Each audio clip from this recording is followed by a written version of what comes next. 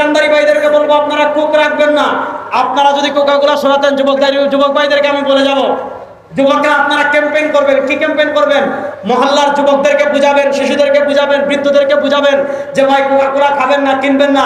মুদির দোকানে যদি আপনি গিয়ে বলছেন ভাই আমাকে 2 কেজি চাল দেন, যদি দেখেন কোক, বলেন ভাই আপনি কোক বিক্রি করেন, আপনার দোকান থেকে কিনবো না। এইভাবে যদি আপনারা দোকান বর্জন করেন, সে 10-15 দিনের ভিতর কোকাকোলা সরাতে বাধ্য।